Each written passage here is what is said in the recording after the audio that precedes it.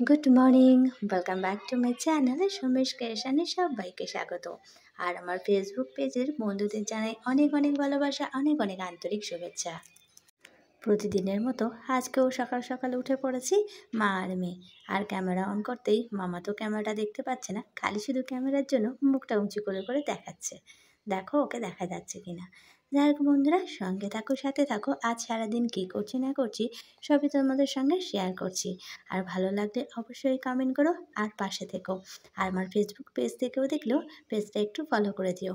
তো বন্ধুরা, দেখতে থাকো, অবশ্যই তোমাদের ভালো লাগবে। আর প্রথম থেকে শেষ পর্যন্ত দেখার অনুরোধ রইল।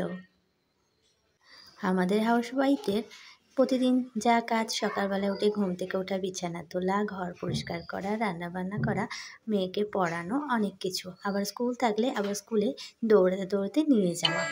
চলো দেখতে থাকো আমাদের এই প্রতিদিনের কাজ।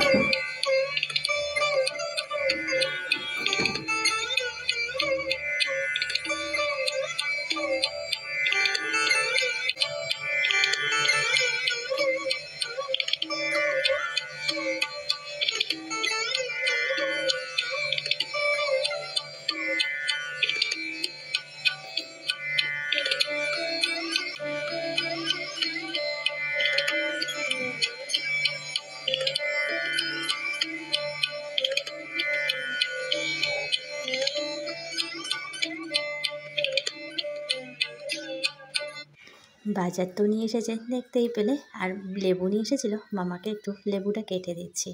লেবুগুলো না একটু টক হয়ে গেছে, সেই জন্য ওর একটু খেতে অসুবিধা হচ্ছে।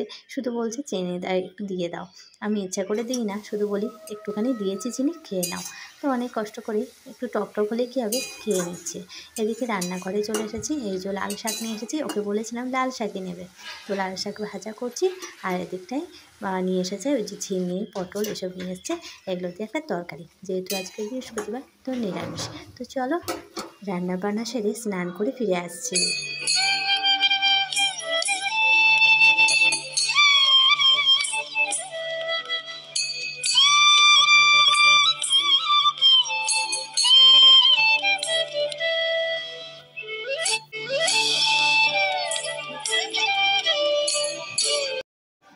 পড়াতে বেরোতে হবে, তাই দুপুর দুপুর ছাদে চলে এলাম। রোদটা এখনও আছে, তা সত্ত্বেও আমি গাছে একটু জল দিয়ে চলে যাব। না হলে সেই পড়াতে গিয়ে ফিরে আসে আর দেওয়া হবে না, পুরো রাত হয়ে যায় আর দেওয়া হয় না। এমন এমন দিন গেছে যে রাত্রিবেলা আমি পড়িয়ে এসে ওই সন্ধ্যে 6টার সময় গিয়ে আমি গাছে জল দিয়েছি, না হলে বেচারা গাছগুলো পুরো মরে যাবে। তো সেই কারণেই গাছে জলটা আমি এখনই দিয়ে যাব। ফুলটার কালারটা দেখেছো, বাসন্তী কালার, কি সুন্দর হয়েছে। আমি ভেবেছিলাম কমলা কালারটা হবে, যাই হোক এটাও হয়েছে, এটাও বেশ ভালো। আর আরেকটাও হয়েছে পাশে, তো সেইগুলো এখনও ফোটেনি। ওগুলো ফুটলে পুরো গাছ ভর্তি এই বাসন্তী কালারের ফুল, খুব সুন্দর লাগবে। জানি না এটা বাসন্তী কালার হবে কি না, যদি হয় তো খুব ভালো। তো চলো ঝটপট করে জল দিয়ে নিচে চলে এসেছি। ওই হালকা রোদেও এতটা গরম লাগছে যে তাড়াতাড়ি করে দিয়ে আমি নিচে চলে এসেছি। এরপরে পড়ানো রয়েছে, আজকে আর ঘুমাবো না, ঠিক করেছি মামাকে ঘুম পাড়ি দেবো। আর চুলগুলো দেখো, আমি ওটাই দেখছিলাম যে চুলগুলো কেমন একটা হয়ে গেছে, শ্যাম্পু করা হয়নি অনেক দিন। আর বাইরে তো প্রতিদিনই বার হচ্ছি, ধুলো ময়লা তো রয়েছে। আর কি আর করা যাবে, একেবারে কালকের করে নেব, কাল ছুটি আছে। খাওয়া দাওয়ার পর মামাকে ঘুম পাড়িয়ে দিয়েছি, দিয়ে আমার যেন একটু বিশ্রাম হয়। তো এই সময়টা যেন ভালো লাগে, পৃথিবীর সব সময়টা যেন এই সময়ের মধ্যেই ধরা দেয়।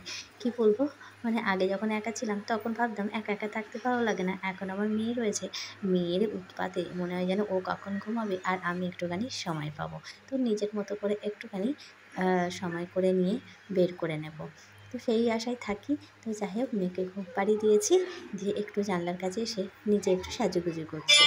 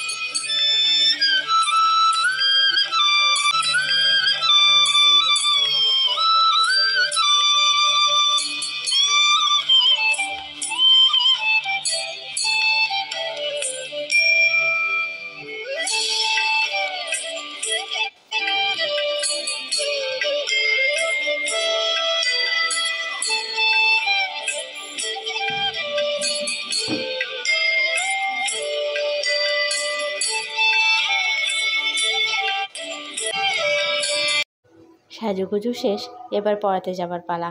তো হাঁটতে হাঁটতে চলে এসেছি পড়াতে। মামা যেহেতু ঘুমাচ্ছে, তো ওকে ওই জন্য বাবার কাছে রেখে এসেছি।